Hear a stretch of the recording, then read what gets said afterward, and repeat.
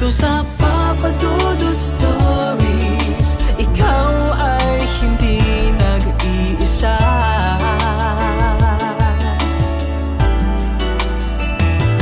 Dito sa Papa Dudut Stories, may nagmamahal sa'yo.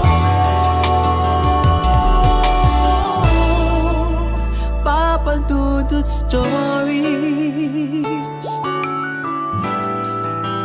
Papa Dudut Stories,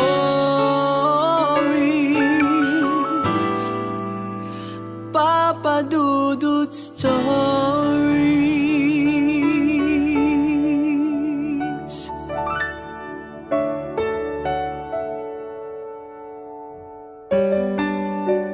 Mga kaibigan, huwag kakalimutan na suportahan ang inyong Papa Dudut Stories sa pamamagitan ng pagpo-post ng inyong mga comments, mga pagla-like ng mga video at pag-share. Huwag din kakalimutan na mag-subscribe at pindutin ang bell notification para maging updated po kayo sa mga pinakabagong post ng inyong Papa Dudut. Subaybayan din ang aking mga almost daily vlogs. May mga travel, may mga games at mga personal vlogs na makukulit at masasaya na pinopost po ng inyong Papa Dudut. Ngayong araw sa Papa Dudut Stories. Papa Dudut Stories. Dear Papa Dudut, magandang araw po sa inyong lahat ng mga libo-libo ninyong mga subscribers na nakaabang din po sa inyong mga upload sa pang-araw-araw. Ngayon pa lang po ay humihingi na po ako sa inyo ng pasensya kung may mga mali po sa spelling ng pagkakasulat ng aking storya, dahil sa hindi po ako masyadong bihasa sa pagsusulat. Papa Dudut, tawagin niyo po ako sa pangalang Aida, 18 years old, na nagmula pa po sa Bicol Province. Kung kinabubuhay po namin sa probinsyang pag-uusapan, masasabi ko po na mahirap po ang buhay namin. Unang-una dahil sa salat kami sa pera at sa pagkakaroon ng wastong aral. Kaya naman sa pagbibilad ng tuyo lamang ang aming naging kabuhayan. Maaga pa lamang ay maaga na kaming gigising para maglinis ng mga isda at para maibilad ito ng maayos. Hindi rin po dyan natatapos ang trabaho ko dahil sa kinakailangan ko din pong bantayan ang mga isdang pinaaarawan namin. Kalaban kasi namin ang mga pusang gala na handang sumalakay sa mga pinatutuyo naming isda. Kung makakatulog ako sa duyan at makakasalisi ang isda, ay siguradong malalagot ako kay mama. At dahil sa kakapusan ng pera at idagdag mo pa ang kinakailangan naming tumulong kay nanay sa trabaho, ay naging sagabal yon sa aking pagtatapos sa high school, Papa Dudut. Undergraduate kaming magkakapatid at wala na rin kaming ama dahil maagang namatay si tatay dahil sa sakit niyang hindi maipaliwanag. Sinubok naming ipagamot si tatay sa ospital, pero dahil kapos kami sa pera, ay mas nanalig na lamang kami sa pagpapagaling sa albularyo. Nakulam daw si Papa, pero sa bandang huli ay wala ding nagawa ang mga orasyon at lana ni Mang Berting. Dahil dito ay naulila kaming tatlong magkakapatid at si nanay ay naiwang mag-isa sa pagpapalaki sa amin. Isang araw, Papa Dudut, ay nabalitaan ko na nangangailangan daw ng katukatulong si Ate Lorna. Nagtatrabaho si Ate Lorna sa munisipyo bilang sekretarya. Nagkasakit kasi ang tatay niya na may edad na at kinakailangan niya ng may mag-aasikaso dito habang nasa trabaho siya. Bali ako lang ang magpapasyal kay tatay, mag-aalalay at mag-aabot ng kung ano-ano pang mga ipag-uutos ng matanda. Marunong namang maligo at magbanyo ng mag-isa ang matanda. Kailangan mo lang siyang alalayan sa pagpasok sa loob. Wala ding mapag-iiwanan si Ate Lorna kay tatay dahil nga sa mga nag-aaral pa ang mga anak nito at may trabaho din ang asawa niya. Napagkasunduan din namin ni Ate Lorna na bukod nga sa pag-aalaga sa matanda, ay kinakailangan ko ding maglinis at maglaba ng kanilang mga maruruming damit. 3,000 pesos at may libreng kain pa, kaya napapayag ako ni Ate Lorna na manilbihan sa kanila. Mas okay na yon kesa sa magbilad ako ng tuyo at pamato ng mga tirador na pusa. 6 na buwan lang ang bumilang nang kinakailangan ko na ring umalis sa poder ni Ate Lorna. Namatay na kasi si tatay dahil sa atake sa puso. Pinakiusap din sa akin ni Ate Lorna at natanggapin ko ang trabahong pagiging kasambahay pa rin sa poder naman ng kapatid niyang si Ate Rose na taga Maynila. Nakilala ko si Ate Rose sa burol ng tatay nila. Ayon sa kanya ay handa siyang magbigay ng halagang 5,000 pesos kada buwan.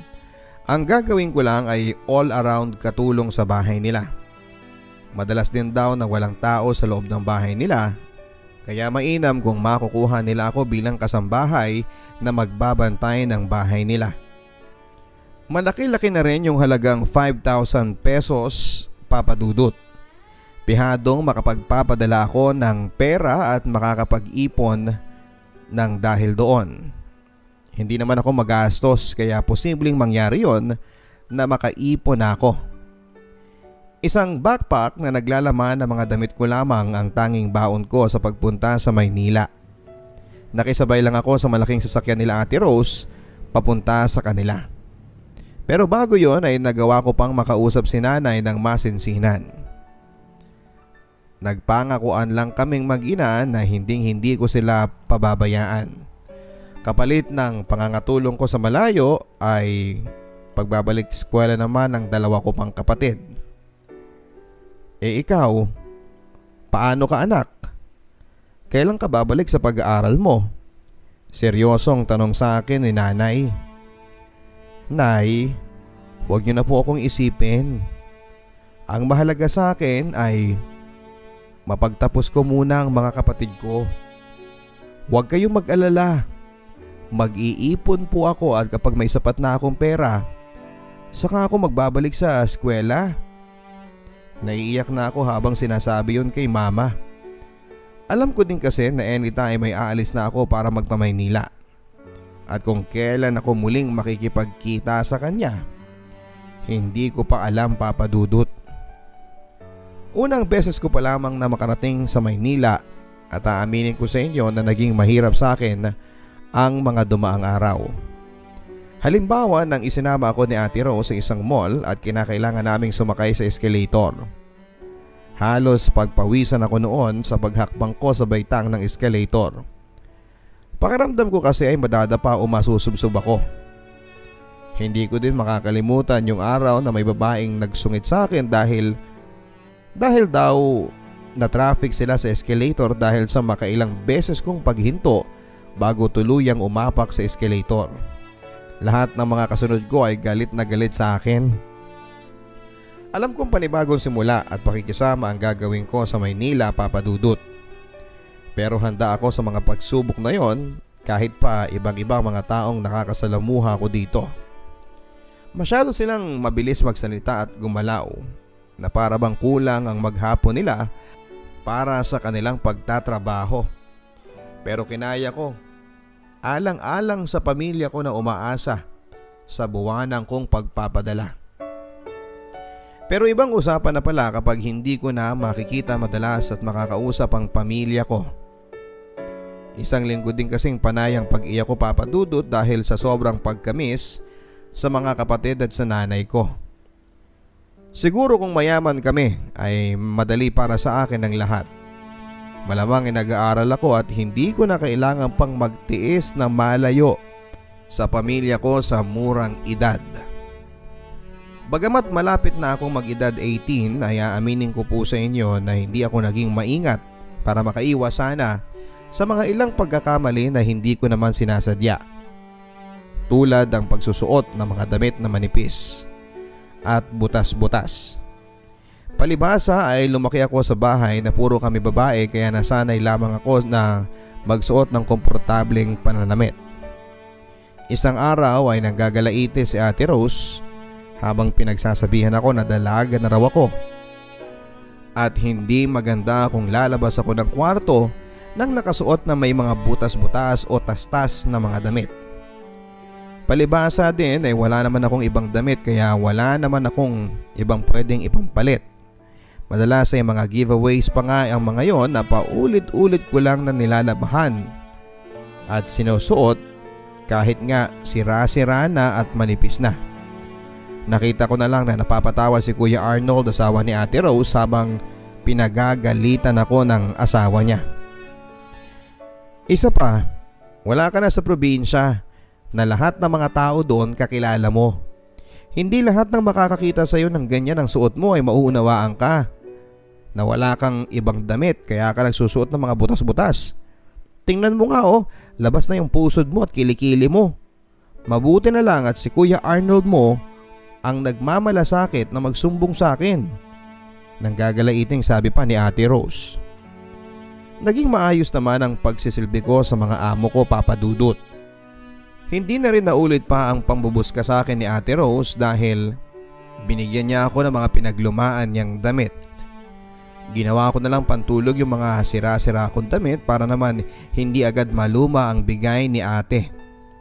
Mabilis na lumipas ang isang buwan at doon ko naramdaman, Papa Dudut, ang hindi magandang mga nangyayari sa paligid ko habang nasa pamamahay ako ng mga amo ko.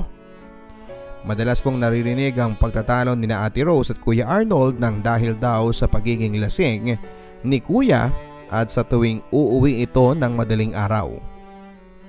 Ibang klaseng magalit si Ate Rose. Binabato niya kung ano ang mahagip niya sa kanyang kamay. Pero mas nakakatakot si Kuya Arnold kapag siya naman ang nakakainom dahil masakit siyang magsalita at nananakit pa. Isang beses ako mismong nakakita na sinapak ni Kuya Arnold si Ate Rose. At dahil alam ni Ate Rose na nandun ako, ay ako na lamang ang pinagbuntungan niya ng galit niya. Minura din niya ako at sinabing huwag tumunganga sa harapan nilang mag-asawa dahil dito ay dapat takbo na lamang ako sa loob ng aking kwarto sa likod ng bahay nila sa sobrang takot. Hindi ko na mabilang kung ilang beses kong nasaksihan ang miserableng buhay nilang mag-asawa. Para akong natutroma sa mga magaslaw nilang pag-uugali. Pero sa bagay, hindi naman sa lahat ng pagkakataon ay ganon sila. Nagiging disente kasi silang mag-asawa kapag nasa harap sila ng dalawang anak nilang lalaki na nag-aaral noon sa elementarya. Isang araw dahil sa trabaho ay isang linggo daw na mawawala si Ate Rose dahil sa seminar sa Baguio. Nagtataka naman ako na hindi na pumasok si Kuya Arnold mula noon. Umano ay nag-file ng leave si Kuya para mabantayan ang bahay at mga anak nila. Pero kahit na wala siyang pasok sa opisina, ay madalas ko pa rin siyang nakikitang lumalabas lalo na sa gabi para mag-hangout. Pangalawang gabi yata yon, Papa Dudut, nang may narinig akong pumasok sa loob ng bahay. May kaunting kalabugan kaya alam kong si Kuya Arnold yon. Narinig ko ding sinigaw niya ang pangalan ko. Loida! Loida! Kuhanan mo nga ako ng unan sa taas. Dito na lang ako matutulog sa sala. Asikasuhin mo ako. Humihikbing sabi ni Kuya. Marami-rami na nga ang nainom niyang alak, Papa Dudut, dahil halos gumapang na si Kuya Arnold.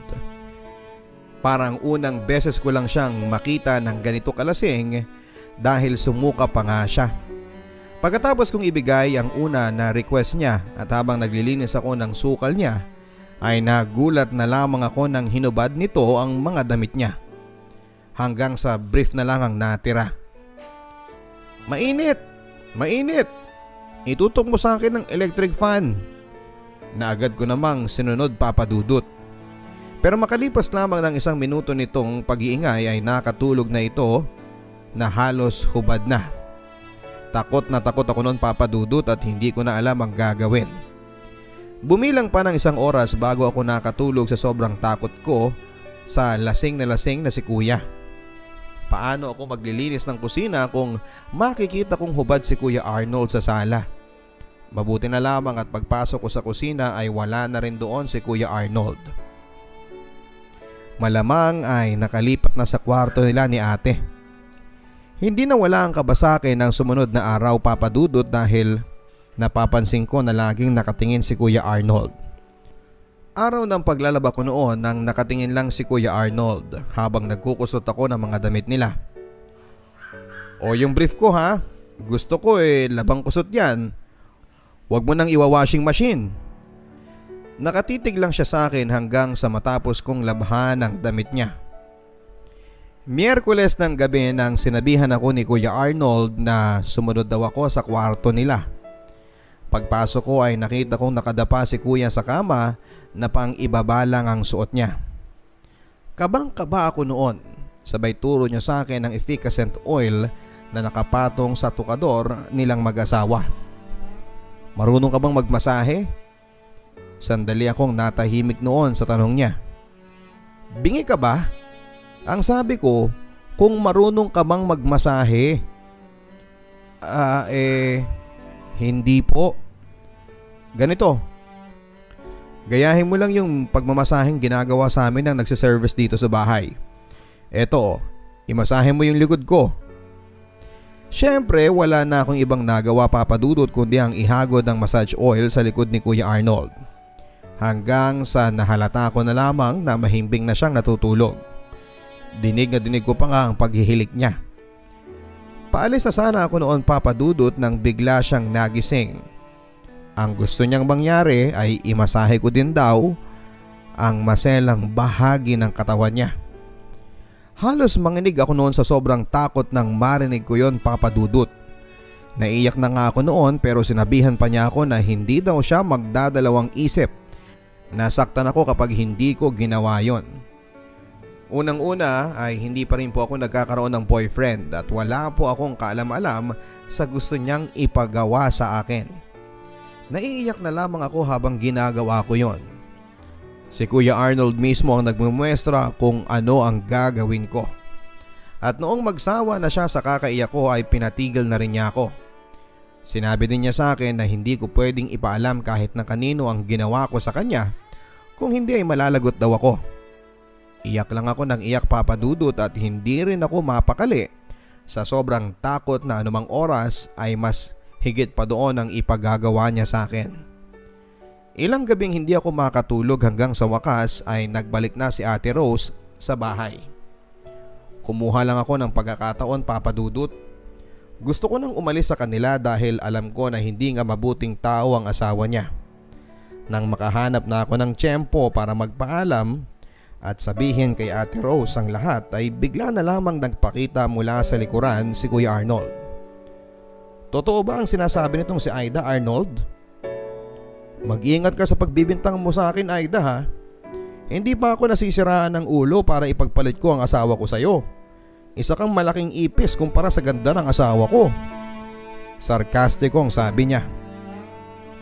Hindi naman po ako magreklamo, Kuya Arnold. Ang gusto ko lang naman po ay makuha ko yung sahod ko at payagan niyo ko makaalis sa bahay na to. Umiiyak na sabi ko sa kanila. Ikaw ang dapat na may ipaliwanag. Nawawala yung pera at alahas ko sa kwarto at ikaw lang ang nakakalabas-pasok doon. Pasigaw na sabi niya sa akin. Halos maglumuhod na ako noon, Papa Dudut, para payagan na akong makaalis ng bahay nila Ate Rose. Pero hindi yon naging sapat para paniwalaan niya ako. Ayon kay Ate Rose ay mas naniniwala siya sa asawa niya.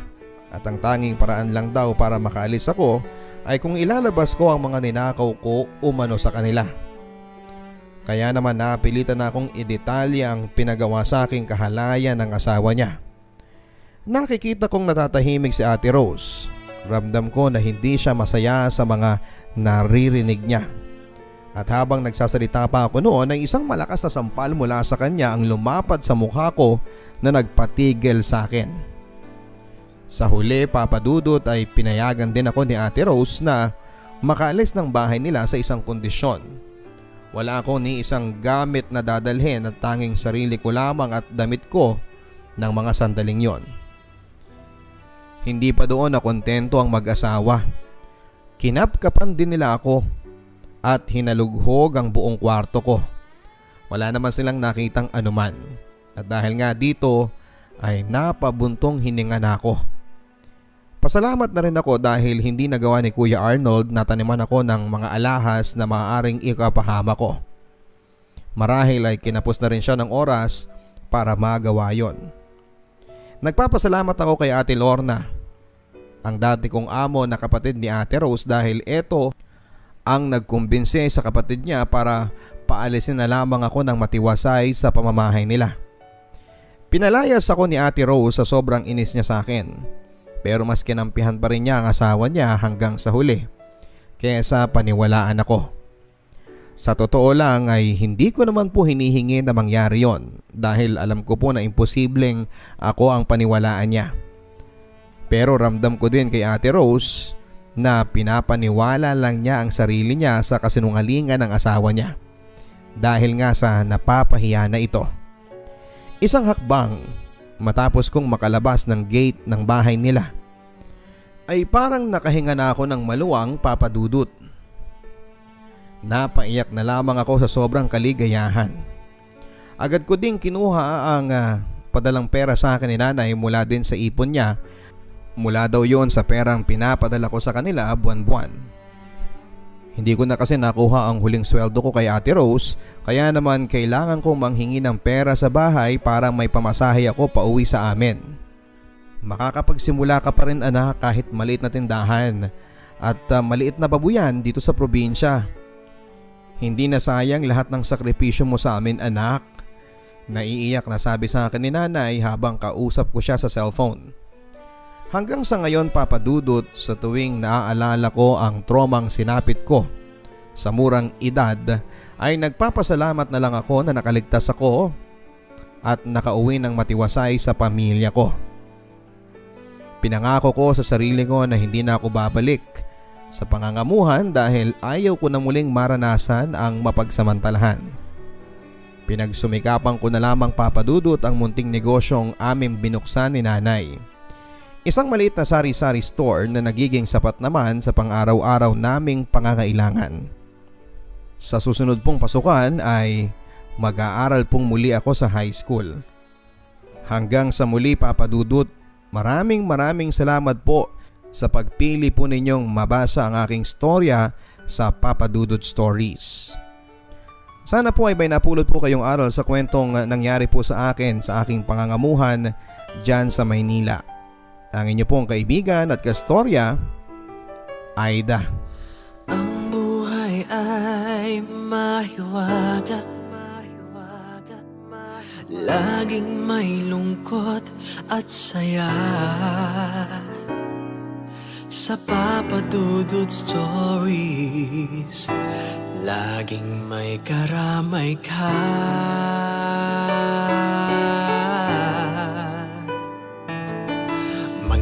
Problemang kay bigat, dito ay pakikinggan ka. Sa Papa Dudut Stories, kami ay iyong kasama. Dito sa Papa Dudut Stories, ikaw ay hindi nag-iisa.